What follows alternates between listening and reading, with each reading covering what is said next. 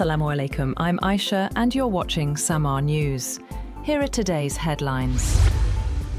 Chinese President Xi Jinping has urged closer cooperation with US President Donald Trump, calling on both countries to avoid confrontation and build a brighter future during high-level talks. Xi said the world is undergoing rapid transformation and warned against rivalry between major powers, stressing that China and the United States should act as partners rather than adversaries. He also congratulated the United States on its 250th independence anniversary, saying both nations share broader common interests. Trump responded positively, calling Xi a great leader and saying it was an honor to meet him. He suggested that US-China relations could improve significantly through direct engagement between the two leaders. The talks also touched on trade, with both sides reportedly exploring a potential structured agreement to reduce tariffs on selected goods while avoiding sensitive sectors.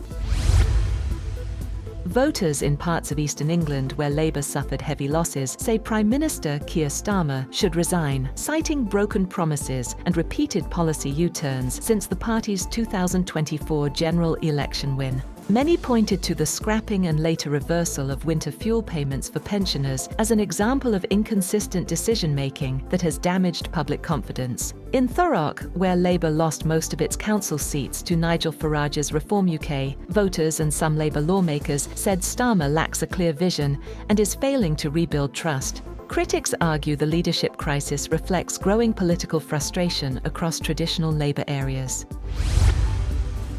The United Arab Emirates has denied reports that Israeli Prime Minister Benjamin Netanyahu made a covert visit to the country during recent US-Israel tensions with Iran. The UAE state news agency WAM said its relationship with Israel is public and transparent under the Abraham Accords, rejecting claims of any secret diplomatic activity as baseless unless confirmed by official authorities. The denial follows Netanyahu's office claiming he held a secret meeting with UAE President Sheikh Mohammed bin Zayed, which it described as a historic breakthrough, without providing details. The UAE reiterated that all engagement with Israel is conducted through formal and publicly known channels.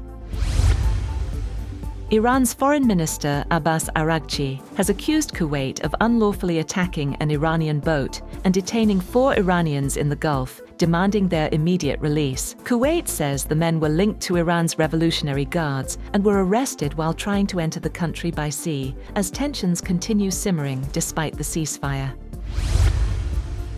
Pakistan has received a fresh $1.3 billion tranche from the International Monetary Fund under the EFF and RSF programs, providing support to foreign exchange reserves as budget talks for the new fiscal year officially begin. The amount was received by the State Bank of Pakistan and will be included in the country's foreign exchange reserves for the week ending May 15th. According to details, $1.1 billion has been received under the Extended Fund Facility Loan Programme, while $200 million has been received under the Climate Financing Programme. US President Donald Trump has said that Americans' financial struggles are not a factor in his decision-making as he seeks to negotiate an end to the Iran war, saying that preventing Tehran from acquiring a nuclear weapon is his top priority. Asked by a reporter to what extent Americans' financial situations were motivating him to strike a deal, Trump said, "Not even a little bit." Before departing the White House for a trip to China, he said the only thing that matters about Iran is they can't have a nuclear weapon. He added that he didn't think about Americans' financial situation or anybody. At least 12 people, including 2 children, have reportedly been killed in a series of Israeli strikes across Lebanon. The attacks targeted vehicles in southern Lebanon and areas near Beirut as fighting between Israel and Hezbollah continued despite a US-mediated ceasefire. The violence comes ahead of a new round of US-backed talks between Lebanon and Israel. Russia has launched a major daytime drone assault on Ukraine, killing at least 3 people and targeting critical infrastructure across several regions. Ukrainian officials said the strikes were aimed at overwhelming air defenses, while neighboring Poland scrambled fighter jets as a precaution amid the escalating attacks. That's all for now. For more updates, visit www.sammaa.tv. Thank you for watching SAMAA News.